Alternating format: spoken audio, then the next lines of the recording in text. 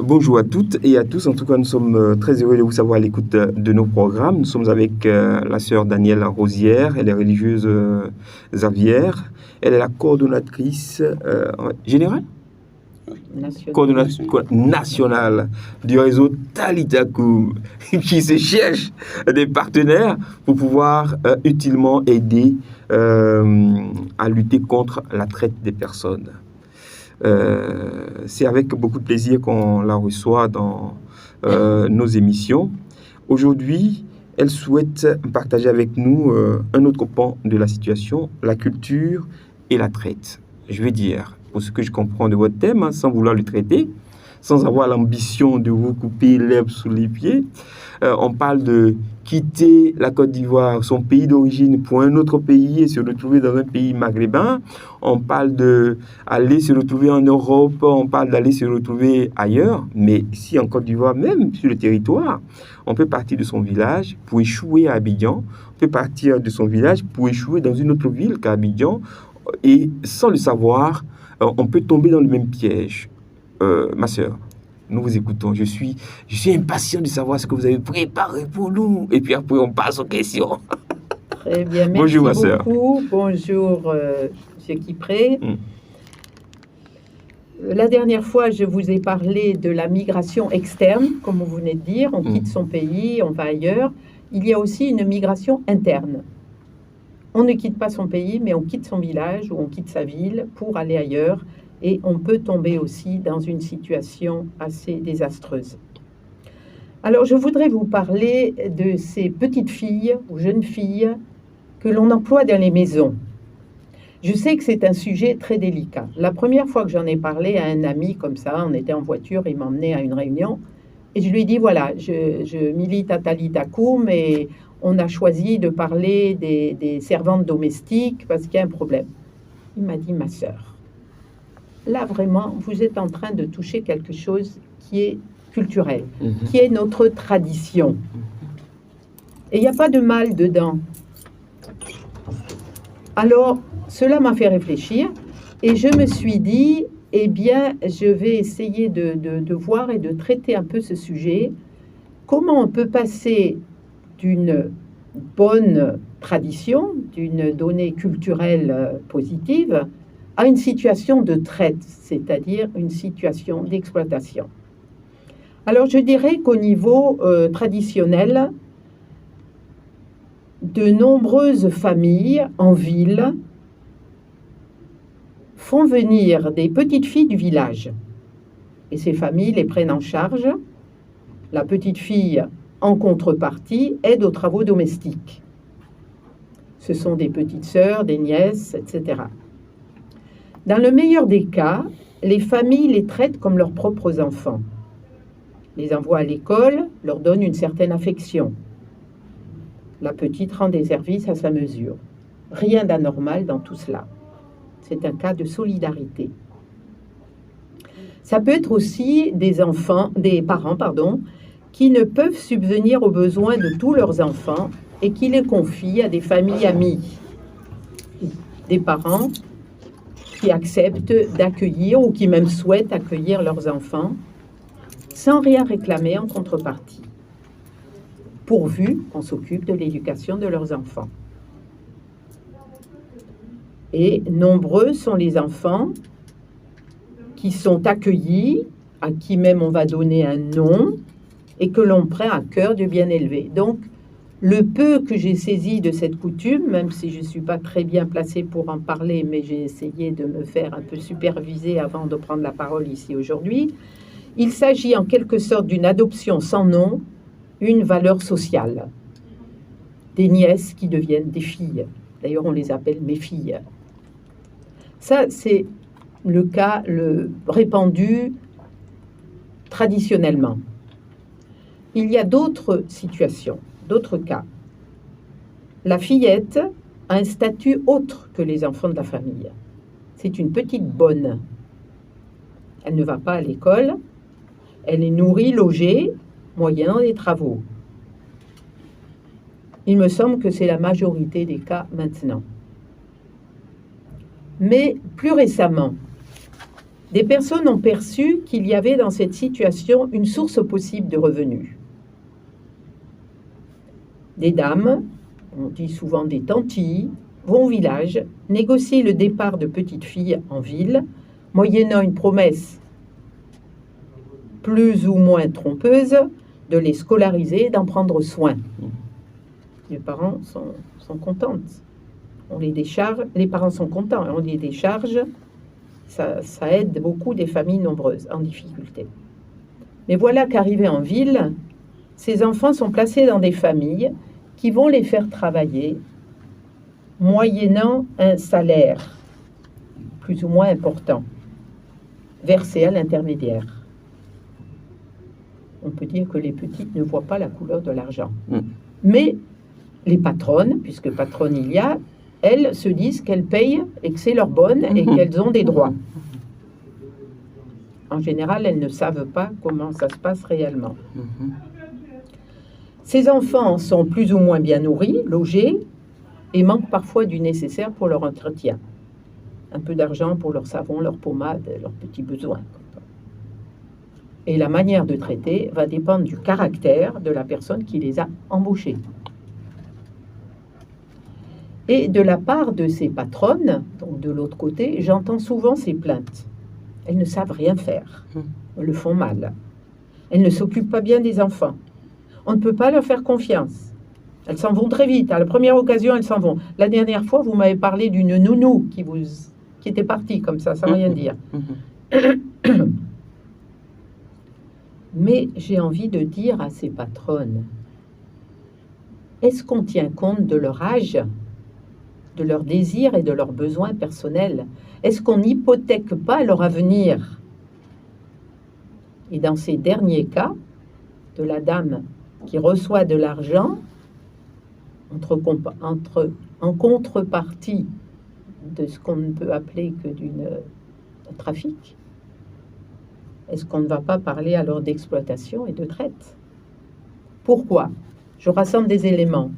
Les intermédiaires, les dites tantilles, encaissent le salaire. Au mieux, elles reversent des miettes aux parents au village pour les satisfaire. Elles ont fait une promesse de scolariser l'enfant. La promesse n'est pas tenue. Et puis, dans certains cas, il peut y avoir maltraitance. Des coups, des insultes, des horaires exagérés, manque de repos.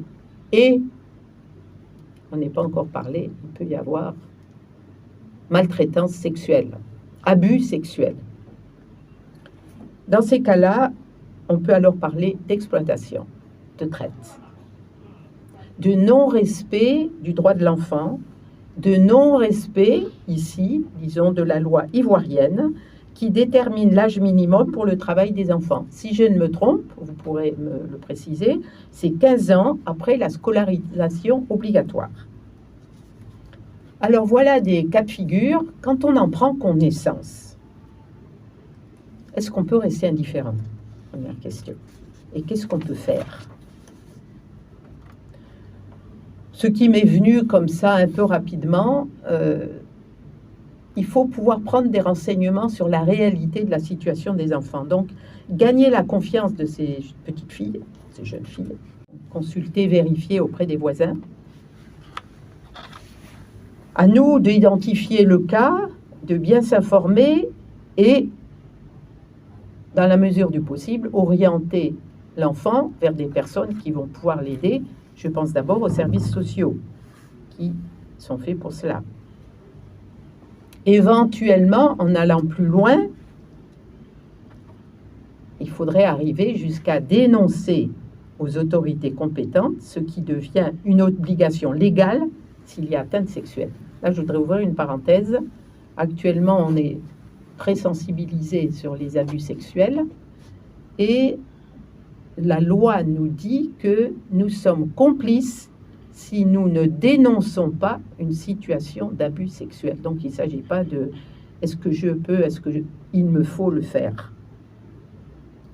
Et puis, dans ce cas de cette petite, les services sociaux verront après comment faire la relation avec les parents, les informer au village, envisager un retour en famille, etc. Tout ça, ça dépasse largement ce n'est plus à nous de le faire, mais c'est là qu'on travaille en réseau. Alors pourquoi je viens vous parler de ça aujourd'hui? Quel est mon but? Quel est le but de Talitha Koum? Bon, le premier but, c'est de voir qu'il y a des fillettes qui souffrent et qu'il faut les sortir de cette situation de souffrance. Il faut les libérer, leur ouvrir un avenir. Des petites qu'on ne scolarise pas, leur avenir est complètement hypothéqué. Il faut d'abord prendre soin d'elles, les scolariser, leur donner une formation professionnelle dans la mesure du possible. Pourquoi faire cela? Eh bien, parce que, en tant que citoyenne, même si je ne suis pas citoyenne de ce pays, mais j'ai une conscience de citoyenne, j'ai à cœur de faire appliquer la loi du pays et des organismes internationaux, UNICEF, etc., qui défendent les droits des enfants. Et puis, en dernier lieu, là, c'est travailler à stopper ce trafic et sanctionner les trafiquants. Alors, je reviens au titre de cette présentation. Le rôle de la culture, de la tradition culturelle.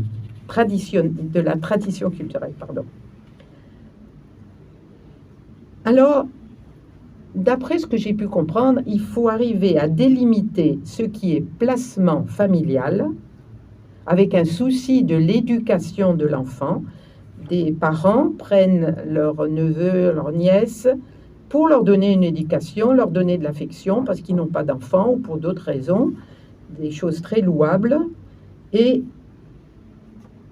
à un moment donné, il y a déviation, et nous voilà dans des situations qui deviennent exploitation-trafic. Alors, je me dis, comment faire, que faire, pour que la culture ne soit pas un alibi, une couverture au trafic? Et tout cela va demander une sensibilisation des familles et des parents. Le réseau Talitha Koum propose des séances de sensibilisation pour les jeunes, les adultes, dans les paroisses, les associations de quartier, les écoles, etc. Et pour que notre action soit plus efficace, il serait bon de mettre en place des personnes relais qui diffusent le message. Un des buts pour ces émissions à la radio. Donc, mon message final, c'est à nous tous de réagir et d'en parler autour de nous. D'accord. Merci, ma sœur. Elle pense qu'elle va s'en sortir. Elle dit merci. Si vous saviez ce qu'il y a derrière ce merci, ma sœur. Ce que vous venez de dire là, vous venez de nous critiquer, nous tous. Parce que nous tous, on bénéficie de ces enfants, de ces jeunes, de ces adolescentes, de ces dames. Il y en a qui viennent d'elles-mêmes, il y en a qui sont organisées avec une agence de placement, et il y en a qui sont une agence de fortuite. Oui, parce qu'en fait, la dame, elle va au village, elle dit c'est ma nièce. Et elle a la confiance de sa sœur, de son frère, qui lui laisse son enfant. Ça, c'est quand les parents sont vivants. Elle peut récupérer des orphelins. Et quand elle arrive, elle est l'unique parent de droit. Donc, c'est elle qui perçoit les émoluments de l'enfant. Ou même une agence qui va placer la personne, qu'elle soit adulte, qu'elle ait de l'expérience ou pas, ou la jeune dame. Et puis, quand l'argent perçu ne compense pas le travail ouvré, ou œuvré, ou donné, ou dit, ou perçu, c'est là qu'il y a des couacs. Parce que la dame se dit, ah non, je vous paye une grosse somme, ou je vous paye de l'argent pour que vous puissiez être là, et vous n'êtes pas là. Or, la petite ou la dame, elle se dit, mais je travaille pour vous et je ne perçois pas de gain. Donc, elle va tout de suite entrer dans sa coquille et ne pas bien faire son travail. Mais ce que je retiens, c'est que vous dites que chaque individu qui écoute cette émission est fautive de cette traite de personnes, en ne disant rien ou en agissant. Vous dites que tous nos foyers sont fautifs parce que peut-être qu'on perçoit la qualité du travail et puis est-ce qu'on est sûr qu'on n'est pas en train d'hypothéquer l'avenir de ces personnes qui travaillent dans nos maisons? Parce qu'on a travaillé pour une tierce personne. Cette dame doit se marier un jour. Est-ce qu'on est prêt à la laisser s'envoler pour aller se marier? Et elle-même, est-ce elle est consciente qu'elle doit bouger les limites de sa vie, de son existence? Parce qu'à l'instant où elle commence à dire, bon, j'ai un petit copain, et puis elle traîne un peu au téléphone, ça crée un couac à la maison. Or, si elle ne traîne pas au téléphone, comment est-ce qu'elle peut avoir quelqu'un dans sa vie avec qui fonder une famille? Donc, l'hypothèque de la vie d'autrui. Je parle des personnes adultes qui peuvent faire cela. Ma soeur, le sujet là, il est vraiment très sensible.